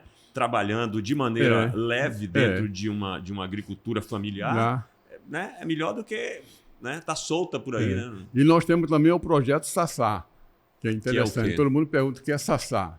Sassá quer dizer Santo Amaro sem analfabetos. Quer dizer, é uma campanha para erradicar o analfabetismo de Santo Amaro. Você que já teve essa missão na Petrobras, Foi né? De alfabetizar. voltar com o Sassá. É você pegar essa ideia que você não pôde dar continuidade por conta do golpe. Do golpe foi. Então, eu acho interessante que você tenha isso assim como um A pensamento, porque uma missão. a gente elimina esse analfabetismo e esse pessoal tem outro nível, vai ver a vida de uma maneira diferente. Daí depois eles vão fazer o supletivo do primeiro grau, né? Mas a pessoa já pensa diferente. Né? E é grande Santo Amaro, né? Mais ou menos se calcula que chega a 11 ou 12% da população. Santo Amaro está com 60 mil habitantes, mais ou menos. Maravilha. Veja aqui o que é que te guarda aqui nessa... Alguma pergunta que possa estar relacionada a uma, sei lá, uma futura administração sua. Já pensou em Santo Amaro? Me diga algo interessante sobre você que eu não faça a menor ideia. Pois é, mais uma oportunidade de você. Essa pergunta é interessante, né? Eu vou contar um caso interessante, que eu não sei se é interessante, mas é o seguinte. Quando eu vim para Salvador, eu... Isso quando? Quando você veio? Mas quando? Quando você retornou agora? Não. Ou quando você veio de Santa Amaro? De Santa Amaro. Em janeiro de 58. Olha, que memória. Eu cheguei em Salvador. E aí comecei a procurar... Com 16 para 17 anos. Eu completei 16 em dezembro e cheguei em janeiro aqui. Certo. Com 16 anos. Então eu morava lá embaixo ali. Você vai no Caminho de Areia, Sim. Tem Massaranduba, tem Jardim Cruzeiro, Massaranduba, em frente tinha uns prédios Apetec, ali você entrava na chamada Rua do Céu, tá entendendo? Que o nome dela é Rua Álvares de Azevedo, mas chamava-se Rua do Céu, né? Eu morava ali assim. E eu vinha todo dia para procurar trabalho a pé, até o elevador. Você percebe que não é mole, não. É uma caminhada Subia boa. E voltava também a pé, porque eu só tinha um dinheiro para o transporte à noite, que eu pegava o ônibus à noite para vir para o Central, que o Central fica em Para Nazaré, estudar no Central. Estudar no Central. Então eu vou um dia e já estou de volta, já era 1h da tarde. Não consegui trabalho nenhum e com a fome terrível. E jovem, você sabe, você tem mais fome, né? O cara com 16 anos, né? É. Aí eu vejo um pão assim no chão. Lá na Cidade Baixa. Já passando pela feira de Água de Meninos. Sim. Ali. Bem na feira mesmo. Aí eu vejo um pão lá no chão. Assim. E você com fome. Sim, eu disse, poxa, um pão, né? Eu fui lá, apanhei o pão, rapaz, o pão tava duro, aí pá, quando eu quebrei, rapaz, formiga pra chuchu, dá no pão. Aí eu disse, não tem jeito. Aí eu bati, aí que saiu as formigas todas, aí eu comi. Comi, tinha um negócio de água assim, depois bebi água e continuei minha viagem lá para casa, né? Foi. Quer dizer, esse é um fato interessante que passou em minha vida. E que realidade, assim, né? Foi. Você tinha o dinheiro só de pagar a passagem para ir estudar à noite. Para estudar, entendendo? E durante o dia eu saía chama na paleta, né? Eu saía de lá para procurar trabalho andando, né? Não foi fácil, não, né? Foi. Legal, né? Assim, essa, meu amigo, é a realidade, infelizmente, né? De muita gente, né? De muita gente que... exatamente. Que, assim, como é que um jovem, por exemplo, tem um bom desempenho numa escola, no estudo, com a barriga vazia, por exemplo? Por isso que eu falo o negócio da escola de tempo integral. Eu bato, papai, vamos acabar com essa escola. Porque o problema... Eu não sou contra diretamente a Bolsa Família, mas acontece o seguinte, olha, eu já encontrei mais ou menos 5 pessoas que estão recebendo a Bolsa Família da seguinte maneira, porque você, para receber a Bolsa Família, você não pode ter carteira assinada. Então, o que é que você faz hoje? Você vai trabalhar de limpeza. Pronto, aí você diz ao patrão, não, eu quero, aqui em Salvador, de modo geral, é 100 reais em média, se almoça e o transporte. Pronto, de segunda a sexta. Você não tem carteira assinada. Você faz mais do que um salário mínimo. Aí, o que é que você tem? Você vai e se inscreve no Bolsa Família. Aí o Bolsa Família dá o dinheiro para você. E você está tirando o dinheiro de uma outra pessoa, tá entendendo? Sim, mas você acha que de todo ela não é legal? Por exemplo, você está citando o exemplo de pessoas que a gente sempre vai ter na sociedade que vai querer tirar proveito de alguma coisa, Não. independente se aquela coisa é boa ou não, né? Eu faço o seguinte, ela deveria assim, se você centralizasse primeiro, vamos supor, você chega no Nordeste de Amaralina, que é um dos bairros mais famosos daqui de Miséria, né? E você diz assim, quantas escolas de tempo integral precisa aí? Você botou. Depois que você sabe que as crianças de Amaralina, de Nordeste de Amaralina, estão na escola, pronto, você já sabe, né? Aí os pais podem trabalhar. Você pode estabelecer uma outra Bolsa Família de fim de semana, né? Para dizer, não, nós vamos ajudar a família mais menor para a alimentação no fim de semana. Né? Mas aí você resolveu o problema. Porque você está educando, esse menino tem as refeições, tem a brincadeira, tem tudo. E os pais estão tranquilos também. É um problema a tranquilidade dos pais, né? Eu concordo com você, sim, porque eu acho que melhor que um Bolsa Família é a escola integral, porque é a Tempo educação integral. e a assim. Mas também vejo o quanto o Bolsa Família Claro. mata a fome de quem não tem o que comer. Sim. Agora, né? claro, você tem regiões muito atrasadas, que não está para você. Por exemplo, o Nordeste Amaralina está na cidade, você pode implementar isso, mas você não pode implementar em outro lugar. Onde não se pode implementar, você vai lá com o Bolsa Família, tá entendendo? Agora, onde pode implementar, você faz essa implementação. Por exemplo, a cidade de Santo Amaro mesmo, a topografia dela. Se você coloca a escola de tempo integral, você praticamente pode eliminar o Bolsa Família de Santo Amaro. Sim. Entendeu? Agora, se você não pensa nisso, porque o Bolsa Família é o seguinte, da maneira que está. Você dá agora. Daqui a 4 anos, toda essa população que recebeu o Bolsa Família está na mesma situação. Daqui a 10 anos, ela está na mesma situação. Entendeu? Aí é que está o problema. Agora, a escola de tempo integral, não. Esse menino que foi, ele terminou a creche. Ele terminou o Fundamental 1. Com 10 anos, ele está no Fundamental 2. Se ele terminar o Fundamental 2, um menino com 16 anos, com o Fundamental na mão, ele pensa o que ele vai ser. Eu vou ser alguma coisa. Eu vou ser um pintor, eu vou continuar os estudos, eu vou... Tá entendendo? Entendo. Eu concordo com você, porque você está juntando duas coisas ali, né? Você está alimentando a pessoa e está dando a ela a possibilidade dela ter o ganha-pão dela. Claro, sim. Mas eu não tiro assim o mérito do Bolsa Família. Em que sentido? A primeira necessidade do ser humano é o alimento, né? Então, quando a gente pega um país devastado pela política, a política devastou mesmo esse país, aí que vem alguém que primeiro tem que dar um alimento para aquela pessoa, até para que ela tenha força. Sim. Não tô eu acho perfeita a sua colocação. Sim. Né? Melhor que o Bolsa Família é a escola de tempo integral. Eu acho que é o que vai resolver esse país. Agora, você não vai eliminar o Bolsa Família de uma vez, como eu lhe falei. Nordeste de Amaralina você pode resolver, mas tem lugar que você não pode resolver, então continua com o Bolsa Família.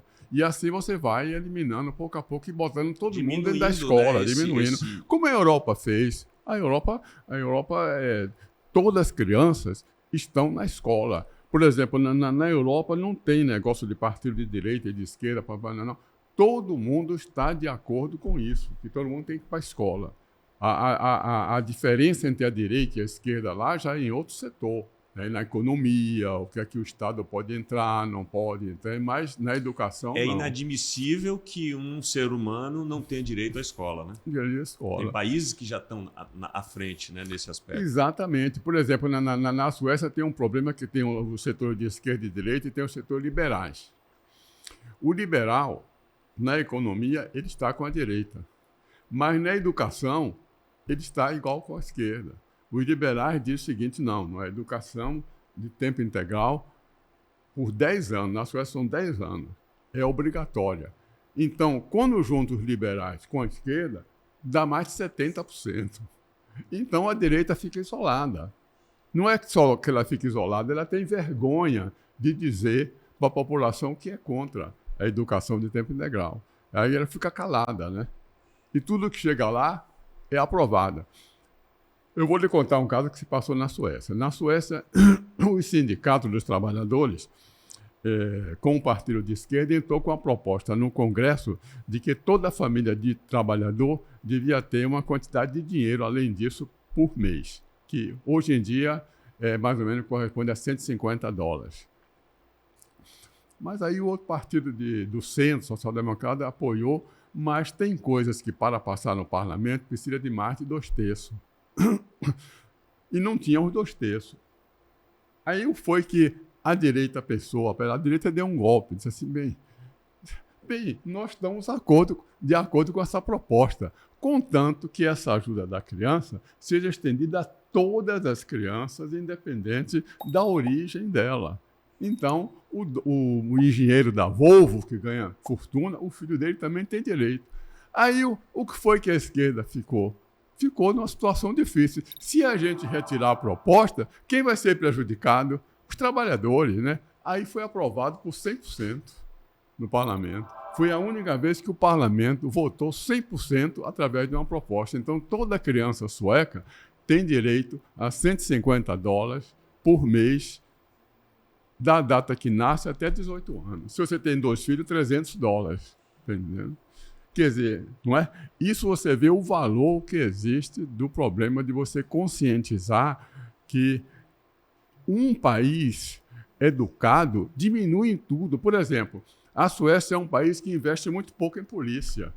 Porque não precisa. Não precisa. Exatamente. Então você passa a investir menos. Crime não tem. Mas como é que a Suécia diminui a polícia? É como você falou, é pela educação. Né? Pela educação.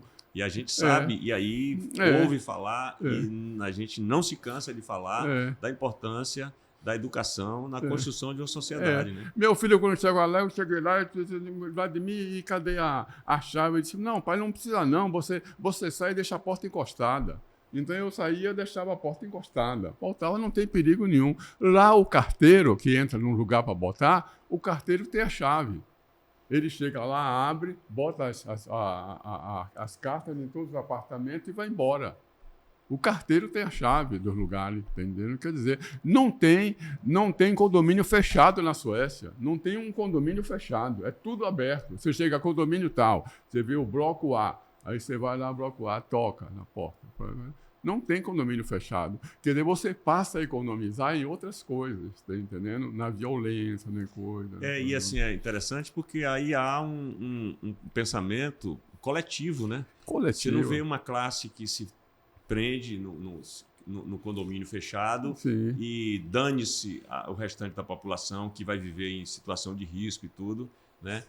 Tem que ser um pensamento coletivo. Olha, eu ando na Suécia, na rua, nos ônibus, dificilmente eu estou sabendo de onde veio aquele cara. Como ele está, não sei, dificilmente você... Aqui no Brasil, não. Você sabe, você entrou, como o cara está vestido, você já sabe. Mas na Suécia, não. Você entra assim, você não sabe quem é ele, quem não é. E Antônio, assim, do alto da sua vivência, né, da sua experiência, dos seus estudos, tanto aprendendo e ensinando, e quem ensina aprende também, a gente está sempre aprendendo, né? Como é que você vê, por exemplo, esse momento atual do Brasil? Graças a Deus a gente já passou uma fase terrível, aonde tem pessoas brasileiras que têm saudade da ditadura. Como é que você vê isso? Olha, eu vejo de uma maneira, inclusive, eu discordo eu tenho uma discordância com meus amigos. Por exemplo, um dia desse eu disse uma frase que eu acho, não sei se eu fui muito longe. Eu disse, rapaz, você sabe que até certo ponto eu tenho uma admiração pelo Bolsonaro. O cara falou, você tem admiração? Eu falei, sim, porque Bolsonaro, ele não mentiu. Desde o momento que ele foi candidato, ele disse que ia fazer isso e fez. Agora, ele fez isso, não fez isso sozinho. Ele foi o representante das nossas elites políticas, que queriam Bolsonaro. Está entendendo? Não é? Quando Hitler surgiu na Alemanha, o Hitler era um cabo do exército. Como é que um cabo do exército chega a dominar uma situação, né? Porque ele levou uma mensagem, estruturou o partido, tudo isso, e as elites alemãs aceitaram aquilo que era bom. Tá entendendo? A mesma coisa é que Bolsonaro estava lá, não é por ele, que ele não tem esse conhecimento, nada ele foi um péssimo oficial. Ele foi para a reserva com o primeiro-tenente, passou a capitão, porque quando você vai para a reserva, você passa um posto, né? Tudo isso, né? É porque as elites brasileiras, naquele momento, queriam um elemento como o Bolsonaro. Entendeu? Ele estava... As elites brasileiras, ela quer entregar tudo. Eu fico com o agronegócio, né, só, e você entrega tudo aí, a Petrobras, a Eletrobras, tudo pronto. Aí a situação é difícil aqui no Brasil, né? Porque você tem que pensar nas elites. As elites, ela tem que mudar de comportamento, ela tem que pensar diferente, tá entendendo? Ela tem que pensar num país desenvolvido. Você vê, em 64, que é um período meu de Jango era um homem rico, um fazendeiro.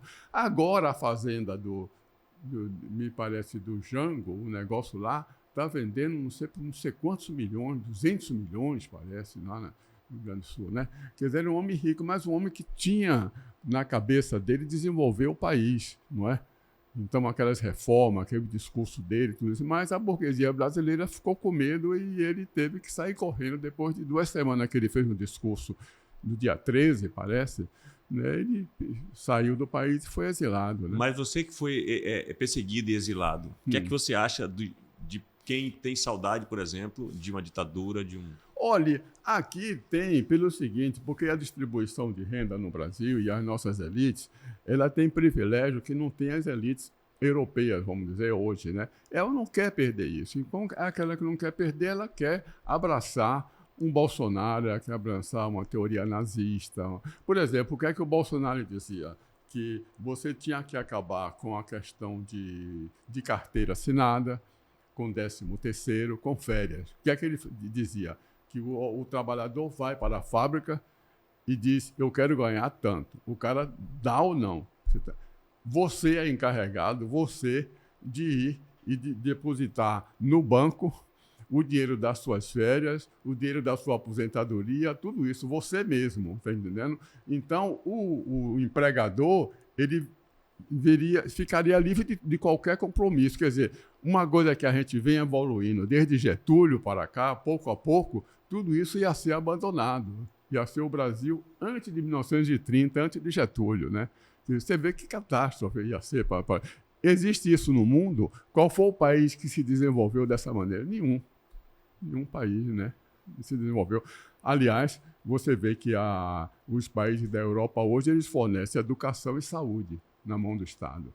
Eles podem ter uma economia capitalista, mas a educação e saúde está na mão do Estado, né? A Alemanha, agora mesmo, ela acaba de retomar a eletricidade, parece. Retomou a eletricidade, que tinha privatizado, agora ela voltou a retomar, porque ela viu que estava sendo ruim para a população. Está entendendo? Porque você tem que pagar de acordo o seu consumo e de acordo o bairro que você mora. Está entendendo? Quer dizer, um cara que tem num bairro coisa, paga mais, o outro paga menos. Né? Agora, isso tem que ser uma companhia do Estado para fazer isso. Se ela é privada, não. Se é privada, eu quero ter lucro, não estou importando. Né? Então, você vê que setores até de serviços que foram privatizados na Europa, agora estão retornando para o Estado. Entendeu? Por causa da distribuição de renda, para a população viver melhor. Entendeu? Por isso que eu acho, não sei se eu respondi a sua pergunta em termos disso. Né? Não, eu queria que você fosse assim um pouco... Eu entendo, mas como se você mandasse um recado assim, sei lá, se é que você quer mandar, né? Para essa juventude que acha que é melhor uma ditadura do que uma democracia. Olha, eu tenho escrito, tem um jornal em Santo Amaro chamado um jornal que é mensal, tá entendendo? Que chama O Trombone. Eu tenho batido nesse problema da educação, tá entendendo? E batido também no perigo de uma ditadura de direita, tipo nazismo, tudo isso, né? Está respondido, então. Está respondido. Quer dizer, eu tenho a impressão que, com evoluindo a educação no Brasil, esses setores vão diminuindo. Eles vão ficando mais isolados. E aí você traz uma coisa que é interessante, que é o seguinte, é diminuindo mesmo. Porque não é uma coisa que vai acabar assim, de uma hora para outra, não vai virar uma chavezinha. Não, você não tem coisa. Você acaba pela consciência, pela educação. Pela consciência, pela educação. Vamos supor, o Brasil acaba no alfabetismo, depois o Brasil vai ter, depois, o período em que todo mundo vai ter o Fundamental 1. Pronto. Aí coisa. Depois todo mundo vai ter o Fundamental 2. Então o país já está em outro nível. Entendeu? Um cara com 9, 10 anos de escola, você já pode falar com ele já pensa diferente, ele já não vai roubar, não vai coisa, ele está pensando ir para frente. Tá entendendo? Ele vai saber escolher melhor em quem ele vai votar. A própria burguesia sabe que precisa talvez menos gente no trabalho, porque eles são mais capacitados para desenvolver os negócios, tá entendendo? Eles têm nível, tá entendendo? Então, o operário, por exemplo, a Suécia dá educação porque ela tem uma Volvo, que fabrica um carro no nível desse. Agora, para fabricar um carro do nível da Volvo, você tem que ter operários altamente qualificados, não é? Para fazer aquilo. Que não é um cara qualquer que vai apertar parafuso, né? É um cara que sabe do negócio mesmo. Que né? tem um estudo. Que tem um estudo, tudo né? isso. Né? E não usar o ser humano simplesmente como um robozinho que vai apertar um parafuso sem saber, né? Sem ter consciência daquela engrenagem toda ali. E né? você passa, inclusive, às vezes, a pagar imposto alto, porque você sabe que tem retorno. Aqui você corre do imposto, mas lá não. Você diz, não, eu tenho educação e saúde do Estado. Agora, o Estado tem dinheiro? Não. Quem é que está dando esse dinheiro para o Estado? Somos nós. Então, você não foge do imposto. Né? Por exemplo, na Suécia tem uma lei que diz o seguinte, você compra uma coisa, né? A primeira coisa que o elemento faz é ele dar a nota fiscal, antes de dar o troco. A primeira coisa é uma lei do parlamento, que tem que dar a nota fiscal primeiro. Aí depois é que ele conta na sua vista. Aqui, se a gente não pedir... Não, aqui você quer a nota? Não, lá não. O parlamento diz que é obrigatório. Dá a nota fiscal. Aí depois ele conta assim, 10, 100, 200, e na sua vista. Agora, se você pode reclamar aí, se você sair, for lá e voltar, você não pode mais reclamar. Entendeu? Mas pelo menos aquele direito ali é dado. Aquele direito é dado, né? Então, você paga o imposto sabendo que você tem um retorno. Isso é o que é importante. Então, a população é contente por isso, né? Maravilha, maravilha, Antônio. Você canta? Porque aqui a gente tem uma banda. Não, eu não canto, não. Mas nem em casa, assim, tomando banho, aquela famosa... Não. Da época do rádio, por não, exemplo. Eu não canto, mas eu sou acompanhante dos grandes artistas da minha época. Orlando Silva, Nelson Gonçalves. Então alguma coisa você deve cantar de Nelson Gonçalves. Não. Nem assim para cantarolar. Não é cantar... Não. É cantar como se estivesse na sua casa, na porta de sua casa. Não sei, não, porque eu não vou cantar, que eu não sei, mas eu acompanhei a vida Com deles. essa voz né, tão cheia que você tem. Eu acompanhei a vida deles. Calbi Peixoto. Ângela Maria. Só nome grande, só gente boa, né? Ângela Maria foi que faleceu. Eu gostava muito de um que cantava samba, Miltinho, também. Né? Ali em Santa Amaro, Assis Valente é de lá, né? Tem uma briga ali entre alguma cidade do Recôncavo que diz que ele não é de Santa Amaro, né? Mas é santamarense, né, Assis Valente? Está se discutindo até hoje. Eu não sei se ele seria de lá, não. Tá entendendo? Quem... Não, Assis Valente é de lá. Sim, Valente não, porque é o seguinte, Assis Valente é de uma parte que saiu de Santa Amaro, que hoje se chama... Eu me esqueci agora. É uma parte... Não é Santo Estevão, não, né? Não. Né? Puxa, como é o nome? Eu tenho um amigo que é de lá. Lustosa. Tem Lustosa, que é uma parte desse daí. Ele veio de lá, que pertencia a... Porque Santa Amaro... Entendi. Então é a mesma relação que tem com o Jorge Amado entre Ilhéus e Itabuna. Exatamente. Assis Valente veio de lá. Inclusive, um dos parentes de Assis Valente mora em Santa Amaro até hoje, lá no Parque do Bonfim. De Assis Valente. Então, né? Onde ele nasceu? Era Santa Amaro, depois emancipou, virou porque Santa Amaro, de um, fez 5. Pronto, está explicado. Santa Amaro não cabia num território só, né? Santa Amaro tinha que se multiplicar e se dividir. é Terra Nova. Sim. É São aquela região 3, toda ali. 12 e mais 2. Esse daí, onde nasceu Assis Valente, e tem mais um quinto, que agora me esqueço o nome. Entendeu? Inclusive, em Santa Amaro tem na praça... Você conhece Santa Amaro ou não? Conheço. A Praça da Purificação tem a igreja ali assim, Tem. não é? Aqui em frente à igreja, onde tem um sobrado na esquina, Sim. grande, esse sobrado está caindo. Se a gente vencer as eleições, aí vai ser a escola de música. Maravilha. E o nome vai ser Assis Valente. Assis Valente. É. Merecidamente. Merecidamente né? é ele. Nós já temos lá. Inclusive, nosso programa vai constar. Escola de Música Assis Valente, em homenagem a ele, com a placa, tudo isso. Então, lá. é semelhante a Jorge Amado, que quando nasceu em Ferradas, tudo ali era Ilhéus. Foi. Depois, pela emancipação, Itabuna. Foi. Então, hoje Ferradas faz parte de Itabuna, né? Já faz há muito tempo. Aí fica aquela briga ali, todo mundo querendo... O ilhéense quer que Jorge Amado seja ilhéense, e nós, itabunenses, que eu sou itabunense, a gente quer que seja Itabuna e não vão nos tirar Jorge Amado de Itabuna. Foi. E aí, inclusive, essa escola de música que a gente vai botar em homenagem a ele, aí já tem o apoio da Associação dos Músicos, e aí vai ser uma escola para ensinar, financiada pela prefeitura, com piano, todos os instrumentos aí. É nesse grande sobrado que chamava sobrado de Biju, porque aí era um bar com lugar de jogar sinuca. Uma boa maneira de preservar um espaço, vai ser em homenagem a ele. Sentido, né? O Centro Cultural Assis Valente. Maravilha. Vai ser em Eu estou homenagem brincando assim com essa coisa de Jorge Amado e de Assis Valente, porque na verdade eles são, né, desterrados. Não, então eles são de todos nós, né? Você pediu, eu não vou cantar, mas um pedacinho. Tem uma música que daqui há 100 ou 200 anos vai ser cantada. Todo mundo vai esquecer Caetano Veloso, mas não vai esquecer essa música. Sabe por quê? É uma música cantada no Natal.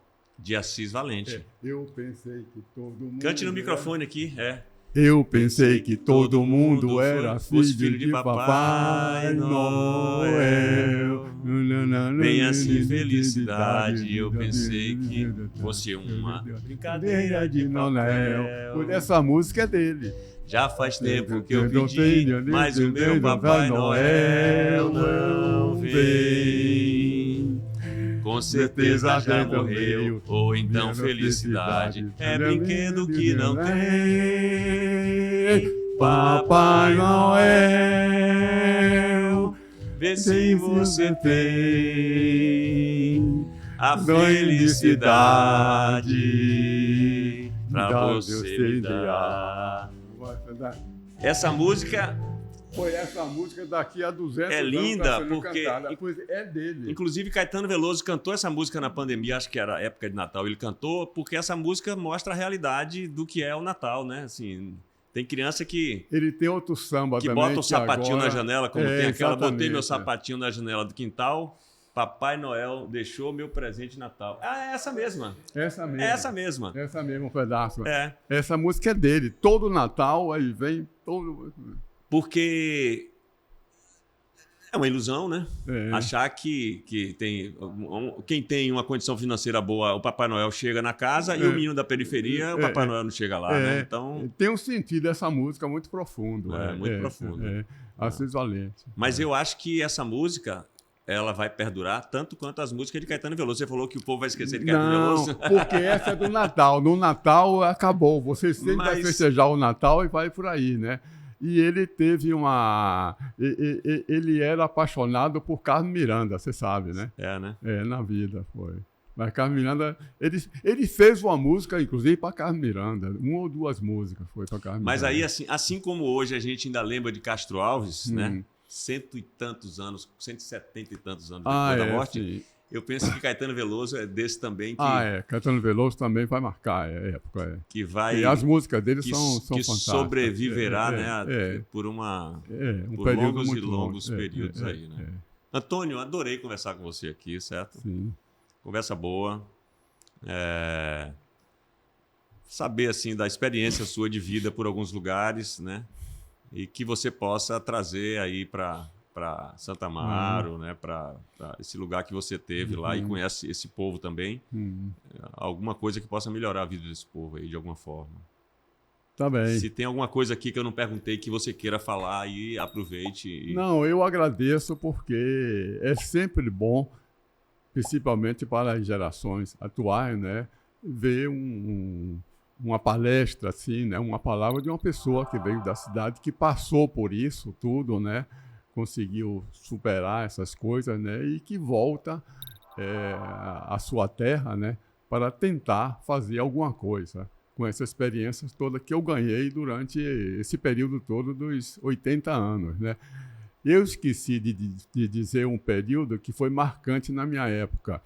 Quando eu completei 14 anos, eu completei 15 anos no dia 13 de dezembro. Ou seja, estava em Santa Amaro ainda. Estava em Santa Amaro. No dia 20 de novembro, que eu ainda tinha 14 anos, que, por sinal, é o dia de Zumbi. Dos Palmares, dia da consciência negra. Coincidia. Você veja, eu ainda não tinha... Eu tinha 14 anos. Houve uma reunião em Santa Amaro. Naquela época, você falar em Partido Comunista era uma coisa do outro mundo. Houve uma reunião do Partido Comunista em Santa Amaro, liderado por um grande homem que todo mundo conhece em Santa Amaro, Maru Cabeleireiro. Então, era Maru Cabeleireiro, era Oficial Cabeleireiro e Antônio Pescador. Eram 3. E que nessa reunião, por sinal, quem compareceu foi nada mais, nada menos do que uma figura que todo mundo conhece, Carlos Marighella. Carlos Marighella. Foi, grande ele foi a Santa Amaro. E nessa reunião foi que eu entrei no partido. Então, em homenagem a você e a Marighella, eu vou ler aqui o poema dele, Liberdade, de Marighella. Eu vou procurar, pode, se você quiser falar. E você vê que essa reunião era tão importante, era pobre o cara na casa oficial, que não tinha luz elétrica. A reunião foi feita com candeeiro. Com candeeiro, pois é. E passou a história. Então era Maru, Carlos Pescador, era um pescador, o outro era o cabeleireiro oficial, Carlos Marighella e eu. E essa reunião foi no dia 20? No dia 20 de novembro, quando eu tinha 14 anos. No dia 13 de dezembro, eu fiz 15 anos. Então, em sua homenagem e a Carlos Marighella, esse poema dele, belíssimo. Não ficarei tão só no campo da arte e, ânimo firme, sobranceiro e forte, tudo farei por ti para exaltar-te, serenamente, alheio à própria sorte. Para que eu possa um dia contemplar-te, dominadora, em ferve do transporte, direi que és bela e pura em toda parte, por maior risco em que essa audácia importe. Queira-te eu tanto, e de tal modo, em suma, que não exista força humana alguma que esta paixão embriagadora dome, e que eu por ti, se torturado for, possa feliz, indiferente à dor, morrer sorrindo a murmurar teu nome. Liberdade, Carlos Marighella. Esse poema consta do livro dele, eu não sei se você leu o livro dele, Uma Prova em Verso e Outros Versos, que teve uma prova na Escola Politécnica, que ele foi aluno da Escola Politécnica, né? E que ele fez a prova em versos. Então, esse livrinho que foi publicado se chama Uma Prova em Verso e Outros Versos. E lá está esse poema. Esse poema foi. É um livrinho assim dele. Maravilha, meu amigo. Eu queria dizer isso, agradecer também a você, agradecer aos músicos, né? Tudo isso. Espero que no futuro a gente tenha outra oportunidade aí. Com fé em Deus. Que a gente possa conversar mais, trocar mais figurinha, porque eu sei que tem muita história ainda aí nessa sua trajetória. Então, maravilha, meu amigo. Muito obrigado grato aí. Muito grato.